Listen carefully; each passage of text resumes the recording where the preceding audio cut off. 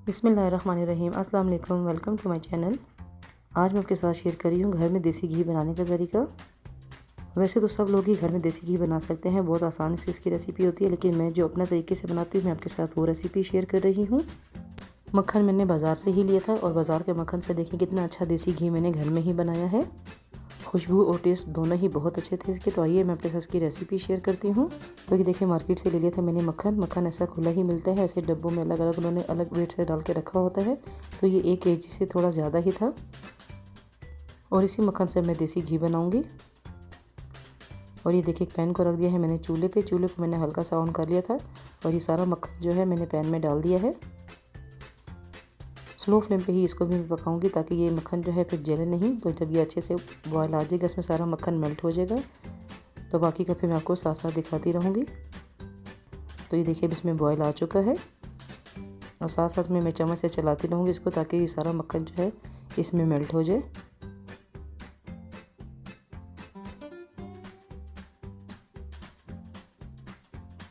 तो देखिए, तकरीबन सारा मक्खन ही मेल्ट हो चुका है, बस ये थोड़ा सा ही इसके अंदर रह गया है, वो भी अभी इसमें मेल्ट हो जाएगा। और साथ साथ इसको मैं चम्मच से ऐसे मिक्स करती जाऊंगी।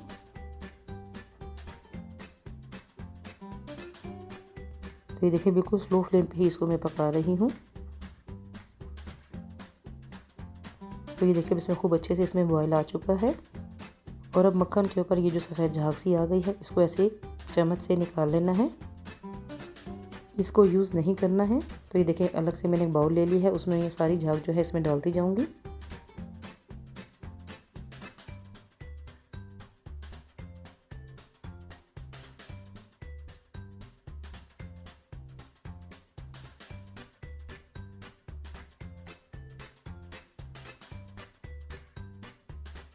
ये देखिए, अभी एक दफ़ा इसको मैंने सारी झाग निकाल दी है। तो इस तरह मैंने बाउल में इसको निकाल दिया है और अभी इसको और पकाना है। तो ये देखिए, दूसरी दफ़ा भी 4 से 5 मिनट तक इसको मैंने और पका लिया है। तो फिर इसके ऊपर ऐसी झाग आ गई है, इसको तकरीबन 3 से 4 दफ़ा इसकी झाग ऊपर से उतार लेनी है और इस मक्खन को 20 से 25 मिनट तक पकाना है।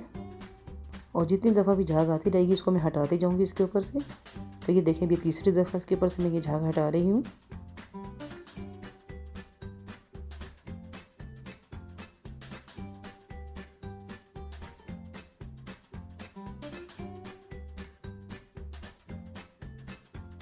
और ये देखिए, दोबारा से इसके ऊपर झाग आ गई है, तो उसको भी मैं चम्मच से ऐसे निकाल लूँगी। और देखिए, अब इसका कलर भी चेंज होना शुरू हो गया है। मक्खन को जितना ज़्यादा पकाएंगे उतना उसका कलर जो है चेंज होता जाएगा, लेकिन ज़्यादा भी इसको नहीं पकाना है कि इसका कलर भी जो है बहुत डार्क ब्राउन हो जाए और जले हुए का टेस्ट आता है फिर।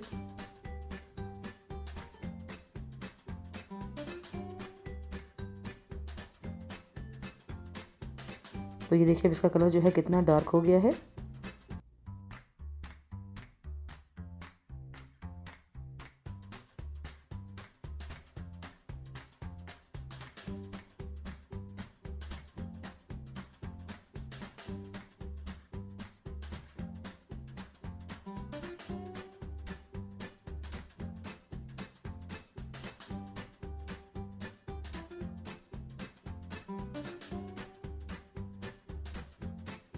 और ये देखें, झाग में कितना फ़र्क है, पहले जो झाग उतारी थी उसका कलर कितना अलग है, जो बाद में उतारी उसका कितना अलग कलर है।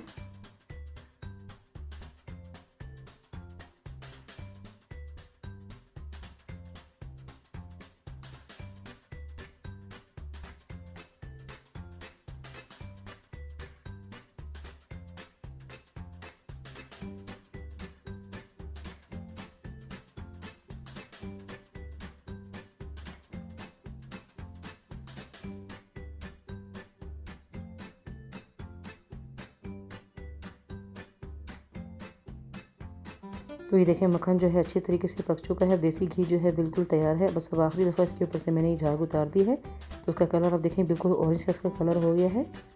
और अब चूल्हे की फ्लेम को मैंने ऑफ़ कर दिया हुआ है, लेकिन ये ज़्यादा बॉयल हो चुका था। तो देखिए, अभी तक इसमें बॉयल आ रहे हैं।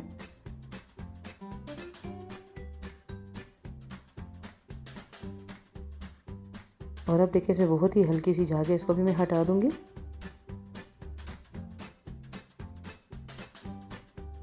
तो ये देखिए, देसी घी जो है पक के बिल्कुल तैयार है। अब इसको मैं थोड़ा ठंडा होने के लिए रख दूँगी।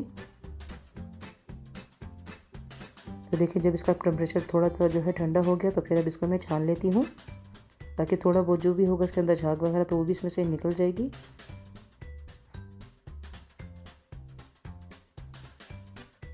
तो ये देखिए अब इसको मैंने छान लिया है, और जो ये आखिर में बिल्कुल थोड़ा सा ये वाइट वाइट सा बच जाता है इसको इसमें शामिल नहीं करना है, इसको मैं अलग से ही निकाल लूँगी।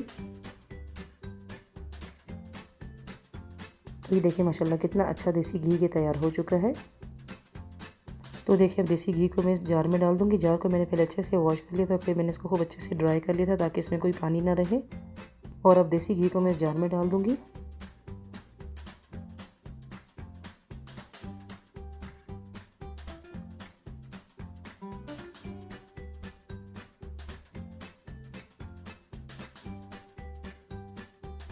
और अब बाकी का जो देसी घी बच गया उसको मैं इसमें डाल देती हूँ।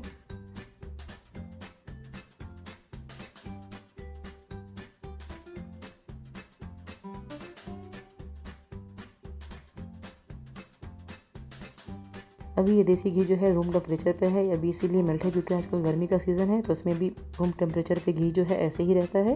तो अब इसको मैं फ्रिज में रख देती हूँ। एक को मैं फ्रिज में रख दूँगी ताकि वो जमा हुआ घी जैसे होते हैं वो मैं आपको बता सकूँ कि वो कैसे फ्रिज में रखने से ऐसे जम जाता है जैसे बिल्कुल बाज़ार का देसी घी होता है। तो ये देखें एक जार जो है रूम टेम्परेचर पे ही था, और ये देखें इसका टेक्सचर ऐसा है। अगर सर्दी में ये ऐसे रूम टेम्परेचर पे रखा हो तो ये जम जाता है, लेकिन अभी गर्मी है तो इस वजह से ये ऐसे ही है। और इसको मैंने फ्रिज में रख दिया था जमाने के लिए ताकि ये अच्छे से जम जाए। तो देखिए ये माशाल्लाह कितना अच्छा देसी घी ये तैयार हुआ है। बहुत ही अच्छी इसकी खुशबू थी और बहुत अच्छा दानेदार ये घी तैयार हुआ है। देखें कलर भी इसका माशाल्लाह बिल्कुल परफेक्ट है। अगर इस मक्खन को ज़्यादा पका लें तो फिर इसका कलर जो है बहुत ही जला हुआ डार्क ब्राउन सा कलर हो जाता है देसी घी का, तो इसलिए ज़्यादा इसको नहीं पकाना है।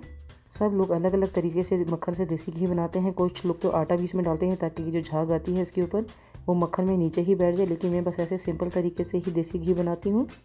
और आपको देखने में ही पता चल रहा होगा कि देसी घी कितना अच्छा बना है। तो फ्रेंड्स कैसी लगी आपको मेरी आज की रेसिपी? उम्मीद है आपको मेरी आज की रेसिपी ज़रूर पसंद आई होगी।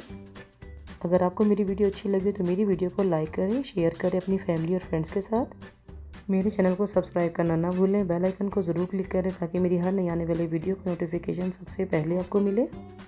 दुआओं में ज़रूर याद रखिएगा। फिर मिलूंगी इंशाल्लाह किसी अच्छी सी रेसिपी के साथ। अल्लाह हाफिज़।